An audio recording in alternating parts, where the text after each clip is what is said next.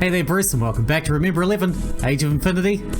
We've left the circle, and now we're in a unknown place with Enomoto, who is apparently still alive or something, and a white background.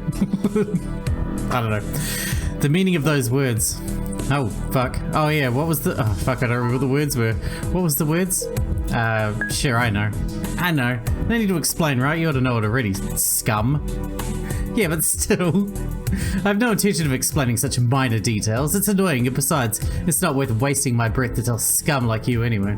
All of a sudden, Enomoto closed his eyes, and David played with his hand, as at other times, and there was a javelin in Saul's hand, and Saul cast the javelin, for he said, "I will smite David, even to the wall with it." His cryptic words came forth from him. He muttered as though pronouncing a curse on someone. The curse began to do its work. "I will smite David, even if he avoided out of my presence twice." Opening his eyes, Enomoto fixed me with another glare. "Nonetheless, it doesn't change the fact that, in your world, the project was a failure. I'll have you take the responsibility for it, scum." Hold on a second. I don't understand a thing that's going on right now. Why are you here? Why are you alive? And in the first place, where am I? I don't get it. I don't get it. What does this all mean? Please explain. You are a fool. What? Even though the memories of that guy were transplanted into you, you understand nothing, even now. You're pathetic, if I do say so myself. Memories? Transplanted? This abnormal memory of mine. As I thought, it was a memory transplant? Who was that guy? Why did things turn out like this? Sorry, but that's the one question I can't answer. To be more accurate, I don't want to answer. The very thought of that guy is annoying, you see. However, other than that, I'll answer everything. It's just too pitiful for you to go on knowing nothing like this. Be grateful, okay? I'm doing this out of the goodness of my heart. This is what you said before, right, scum? Why are you here? Why are you alive, and in the first place, where am I? You asked those three questions. Shall I answer them for you? Enomoto grinned from ear to ear. I couldn't help but feel a little scared. But before that, there's something I want to ask. No, it's easier to understand if I say Enomoto. Enomoto, he died? Huh? I'm asking you, scum. If in your past, Enomoto died. I don't really understand, but that's right. 3 days ago, Enomoto died. I'm sure. No mistake in it. You definitely died back then. That's why Is that so? No, it's okay. I got all that. Saying that, Enomoto tapped at his temples again. So that possibility exists too, huh? I must be careful. Alright, now for your answers. Let's start with question number 1. Why are you here? You do know about the space-time transfers, don't you? Yeah, I heard about it. From you. No, we had a certain goal, so we came here. That certain goal was to take the space-time transfer apparatus to its final level. The space-time transfer apparatus? Wasn't that the supercomputer in that little room? You didn't even notice it? As I thought, in addition to scum, you're an utter fool. The space-time transfer apparatus isn't in that room. It's nothing of the sort, just a computer used for data acquisition. The true space-time transfer apparatus is here. Huh? You saw it, right? It's that. Enomoto pointed at it, in the direction that Enomoto indicated. Was that black sphere? That's the space-time transfer apparatus. Correct. Shall I continue? On to question number 2. Why are you alive? And question number 3. Where am I? These two converge into a single, very simple solution. Being scum, I guess you thought the transfer occurs between the 2 points of Mount Akakura and Aosagi Island, correct? I nod. Ha, you hopeless idiot. It's your total lack of reasoning capacity that got you here. Didn't you notice the contradiction? Contradiction? The change in atmospheric pressure. Change in atmospheric pressure. That's right, you still don't get it. Let's suppose temporarily that the transfer is taking place between 2 points of Mount Akakura and Aosagi Island. If that were the case, this sort of phenomenon would occur. With a sudden variation in atmospheric pressure, the shelter cabin on Mount Akakura is located 1,298 meters above sea level. And on the other hand, Sphere on Aosagi Island is 11 meters at most. Mount Akakura is surrounded by low air pressure, while Sphere on the contrary is at high pressure. If the transfer occurred between these 2 points, then the test subjects undergoing the transfer would experience buzzing or pain in the ears due to the variation in atmospheric pressure. This should be enough for you to get the picture, I hope. Yeah. Come to think of it, I remembered. In the video I saw in that little room, when I observed the moment of the transfer, the windows of the room violently shook as I was struck by a gale. A sudden variation in atmospheric pressure. That's right, that's how it is. It definitely happened, and yet I didn't feel it. Why? Strange, isn't it? You didn't experience any change of pressure. The consciousness of Fuyukawa Kokoro likely did feel it. From Mount Akakura to Aosagi Island, she transferred instantaneously. But you, scum, you're different. Do you know why? I don't. Then I'll tell you. It's because you didn't transfer directly from Aosagi Island to Mount Akakura. Huh? In short, between Aosagi Island and Mount Akakura, there was a relay point. A relay point for the purpose of accustoming the eardrums to the change in pressure. Relay point. Correct, in a word, here. Here is located underground, in a vast room dug for this very purpose, with, fortunately, a level of atmospheric pressure roughly equal to that of SPHIA on Aosagi Island. And that's why your tiny brain couldn't sense a substantial change. I see now. So where is this place? I said it in a voice that was almost a groan. Every single word Inamoto fired at me felt like 1,000 needles piercing my skull. I was paralyzed, no longer able to doubt anything he said. I was accepting everything as it was. I called it a relay point, right? You don't get it? The meaning of that? Relay point. Relay point. A point that relays. A place that takes over in the middle, an intermediary. The middle. The middle. Don't tell me. No, it can't be. My, it seems you finally get it. Just to be sure, let me give you a few additional details. Aosagi Island is about 5 kilometers west of Reben Island. SPHIA is located at 45 degrees 2537 north latitude, 140 degrees 5520 east longitude. And the other, the shelter cabin on Mount Akakura in the south Hokkaido mountains of Aomori Prefecture, located at 40 degrees 3535 north latitude, 140 degrees 5520 east longitude. These two places both follow the line of 140 degrees 5520 east longitude.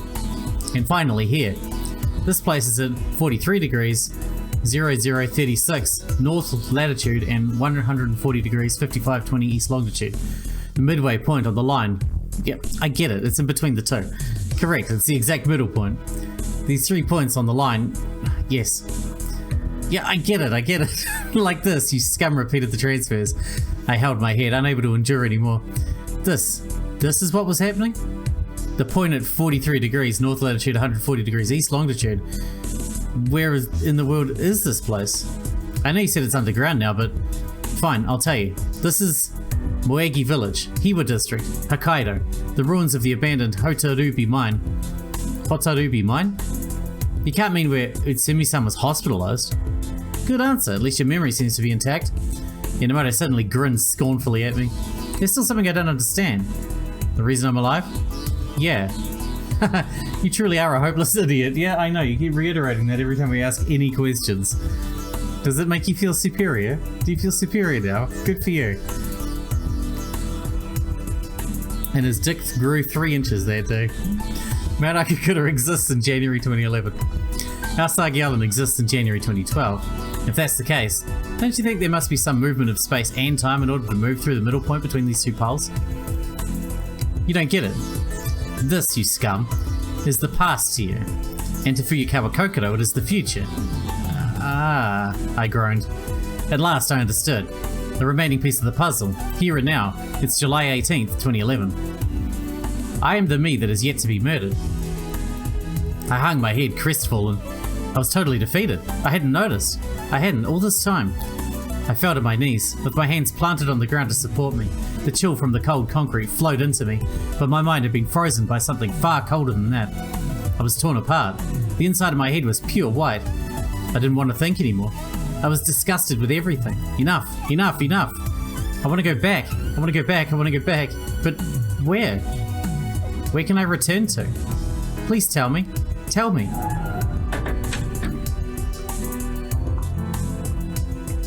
And then there was the sound of a door being opened.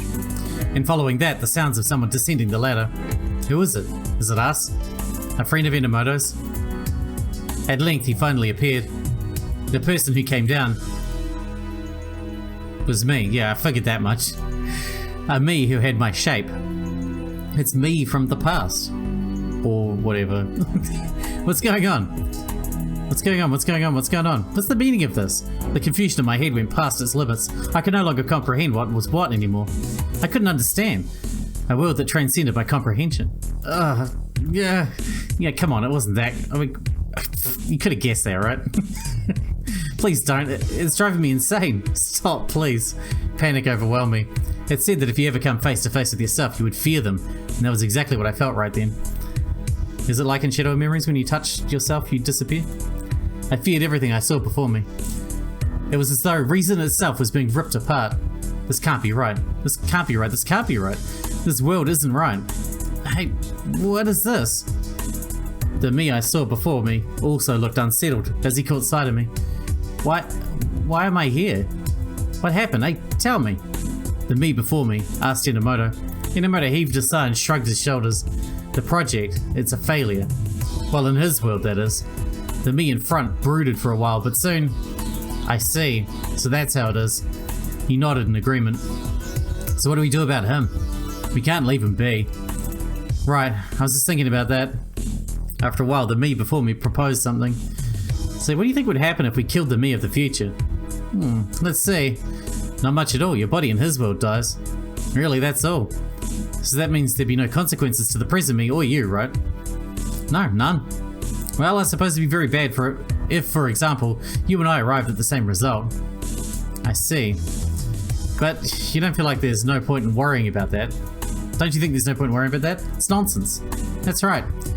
And I have confidence in it. Confidence that there's no way our future will turn out as wretched as that one. So do I. Well then, will you let me take care of him? Are you serious? Yeah, of course. I want to experience it at least once. Killing myself, that is. Their consciousness reached me through a haze. Killing myself? I'm gonna kill me? What a foolish thing I'm saying. As if I'd do that on purpose. I don't have such impulse for self-injury. Alright, have it your way. Saying that, Enomoto took out his sunglasses from his pocket. I don't really care. He is an I that I have nothing to do with. I'll thank you for that. Well then, I suppose I'll just do as I please. On saying that, the me before me took something out of his pocket. It was a type of retractable knife. The me before me seized it in his hand. No. Are you serious? Dumbfounded, I stare at the me before me and the knife in his hand. I'd lost all sense of reality. I'm gonna kill me? Such a thing, there's no way. At that moment... Are we actually gonna die? Did I pick a bad choice? The knife was thrust into my chest. The blade sank into the base. The me before me was the one holding the knife. The other me pulled the knife back, out, and thrust it in again and again, making sure to put all the weight of his body in it. It hurt. I couldn't breathe. My chest was hot, burning, melting.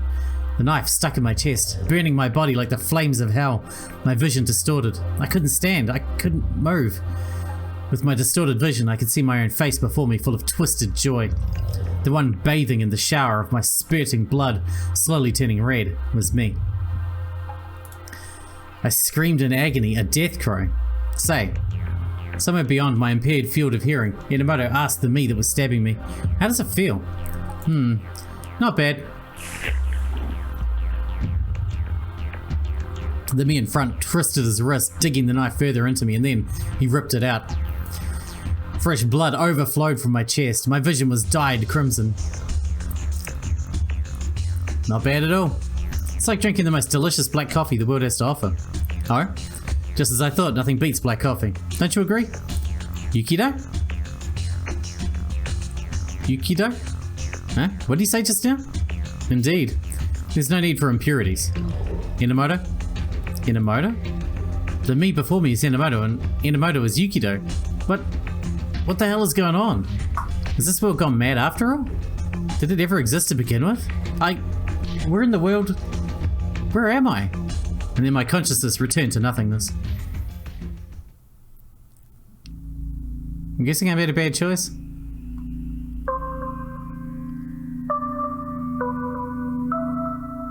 I don't know. What's happening?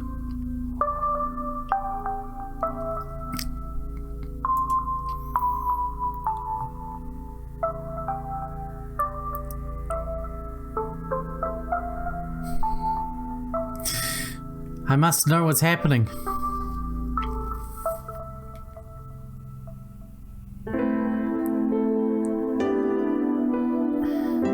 Is that a bad ending? That can't be it, right? That can't be it. Well, I'm pretty sure we've done the credits already, but I will let the credits roll, and if we have already done it, I'll cut it out or something. Anyway, I'll be back shortly once the credits are done. And we can figure out where I went wrong. Or maybe it's just gonna have the credits and then there's gonna be post-credits that'll wrap everything up. I don't know, we'll see. Alright, back soon. Alright, I think this is the choice that we need to change. This is the most recent choice I think we made. The killer who's out to get me, which is obviously neither me nor Kokoro, I guess. Well, it's me, but not really me, I guess, or maybe I don't know. Let's just go with neither. It's neither of us. Of course, it wasn't Itsumi either, nor Hattori, nor Yuni, not even Inamoto. It was someone else, another unknown personality at SPHIA. Traces of their passage exist, at least. Now let's follow my road of reasoning. First, judging from the records, it goes without saying that Itsumi, Hattori, Yuni, and Inamoto are all unrelated to the events. Next is Kokoro, but I'll rule her out of the suspects list. Why? Because she has a strong alibi, especially in the case of Inamoto's murder occurring on the 14th. The times simply don't add up. The times, yes, the times. There's something strange about the time displayed on the pictures. And by strange, I mean that, generally speaking, that kind of thing happening at that time is ridiculous. The strange times I'm referring to are January 14th. I have the answers to get the full true ending here in front of me. It's that one. 6/11 to 7/17, just for, transparency's sake. The former is the time my body, possessed by Kokoro, was attacked by Inamoto in the storehouse. On the other hand, the latter is the time I, who have just returned to my original body due to a transfer, discovered Inamoto's corpse. Of course, these aren't the only times it happened to bother me. There are plenty of other spots, but it's not worth listing them all. Let's give another example. Let's go back to January 11th. The following times are also strange. 8:02 PM to 9:08 PM. At 8:02, Kokoro and I traded bodies for the first time. She and I then woke up at SPHIA and at the shelter cabin, respectively. 9:08 is when the second transfer occurred, returning my consciousness to SPHIA. To be more accurate, it's SPHIA that returned to Asaki Island from Mount Akakura. Incidentally, these two instants, isn't there something strange about them? Let's start thinking about what happened on the 14th from 6:11 PM to 7:17 PM, an interval of 66 minutes. I was at the shelter cabin, that's twice as long as it's meant to be, but we know why now. I was at the shelter cabin then, anxious about my body being controlled by Kokoro. I was worried sick about her, wondering if she managed to run away from Inamoto. See, it's strange, weird even. Wasn't I only allowed to stay at the shelter cabin for 33 minutes? Of course, the same goes for Kokoro. She can only stay at SPHIA for 33 minutes. In spite of that, the cameras recorded my body moving about without my consciousness for a good 66 minutes. It's certainly not a problem with the time counter on screen. The records really are 66 minutes long. The major point here is that the statement that Kokoro can only stay at SPHIA for 33 minutes is irrefutable. We measured it several times, so I have no doubts about this, which means, since Kokoro was already at SPHIA at 6:11, her consciousness separated from my body 33 minutes after, at 6:44 at the latest. That means another consciousness took over our body for 33 minutes, not Kokoro and not ourselves. But then from 6:44 to 7:17, who the hell was controlling my body? Let's examine the records once again. 6:44 on the 14th is shown to be the moment Inamoto was swinging the knife, aiming at my throat. Right after it, Hattori rams right into Inamoto, causing him to drop the knife. Which means that Inamoto's murder, as well as the overblown damage to his body, took place sometimes between 6:44 and 7:17. The personality in control of my body during this time gap is the culprit. So with that, Fuyukawa Kokoro has a reasonable alibi. She can only be at SPHIA for 33 minutes, and Inamoto died after her 33-minute time limit. Therefore, it's impossible for Kokoro to be the criminal. Fuyukawa Kokoro is innocent. The same considerations apply for the events on the 11th from 8:02 PM to 9:08 PM. At 8:02, Kokoro was transported to SPHIA.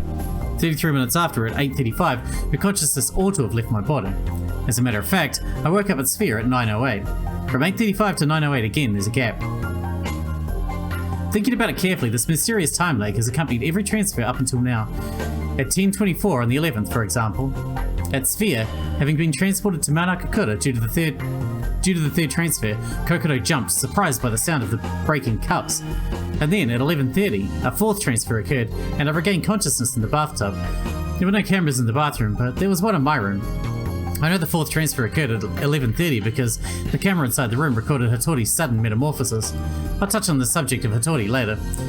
The third at 10:24, the fourth at 11:30. Again, a 66-minute gap in between. If we assume Kokoro was in control for half that time, then what about the other half? Yes, as I thought, a 33-minute gap is also present there.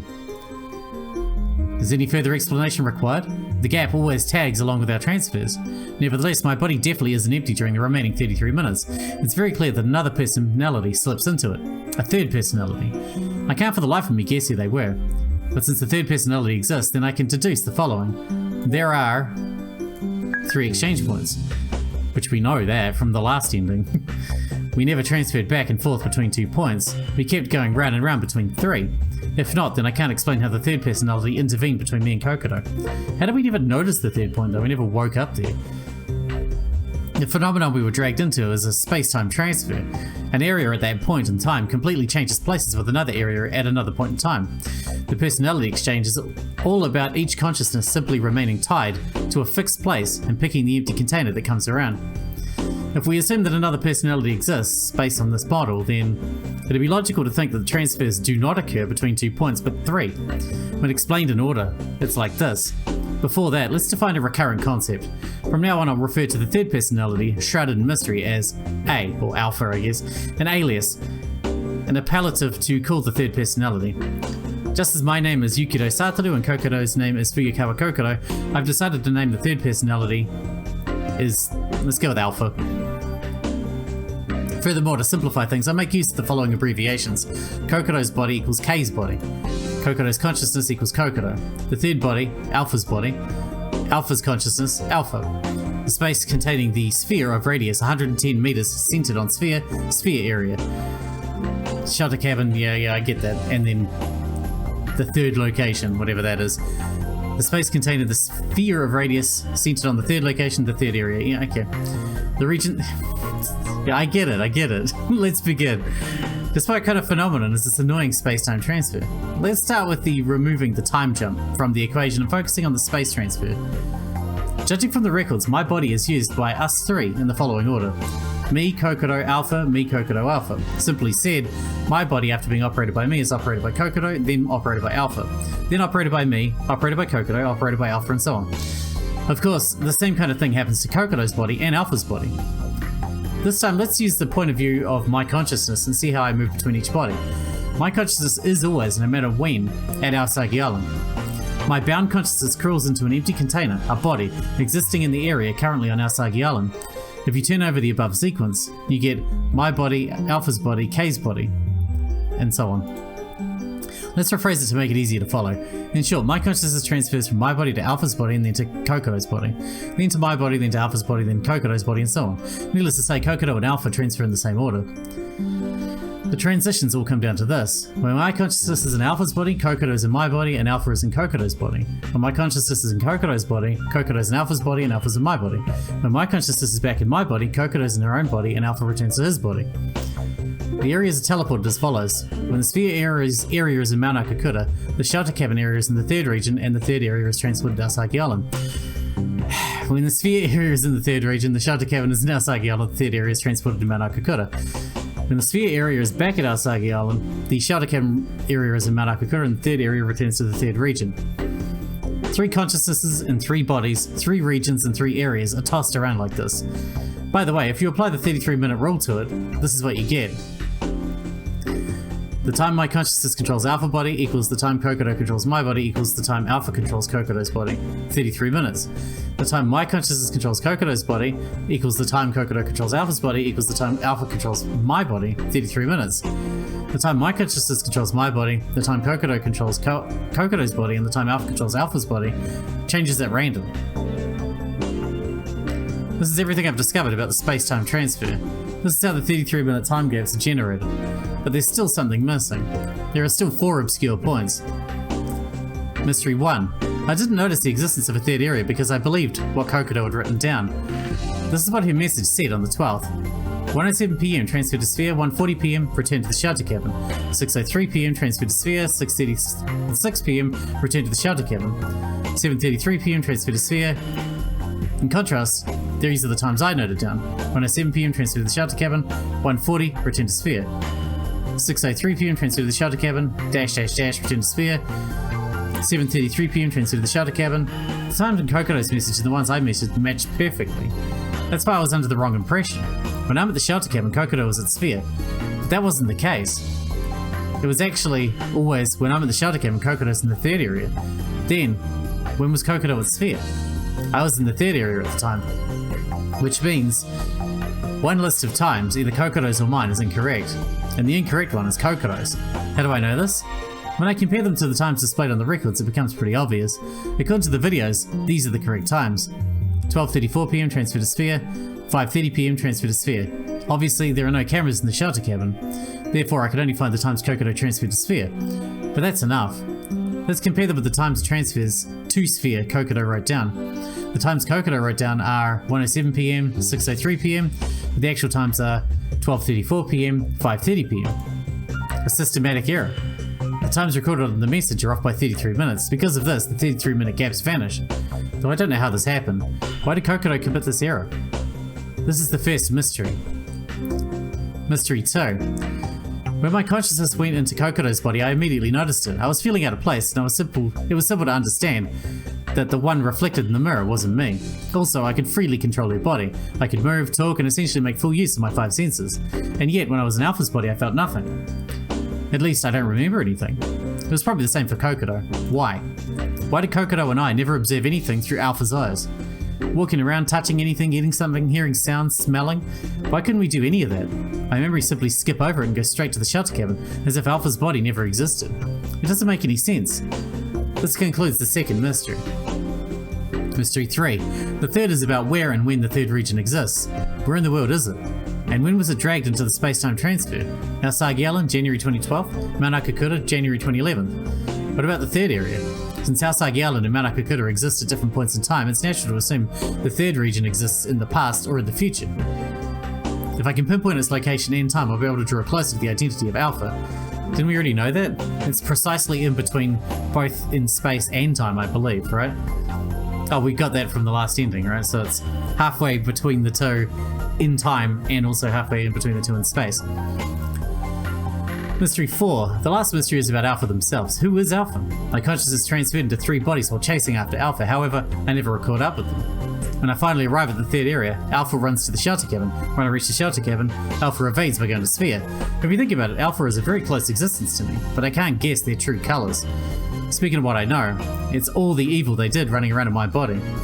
Alpha killing Inamoto, plunging themselves into the bathtub, drank up the DMT and MAO inhibitor, and made a mess of the living area. Everything was done after Kokoro had left my body and right before I returned to my body. The Alpha personality that wedged itself between Kokoro and me is at the root of every calamity and the true criminal. Incidentally, I wonder why they did those things. What's their motive? Scheming to injure my body and merrily butchering Inamoto's corpse? What are their reasons? The fourth mystery, Alpha.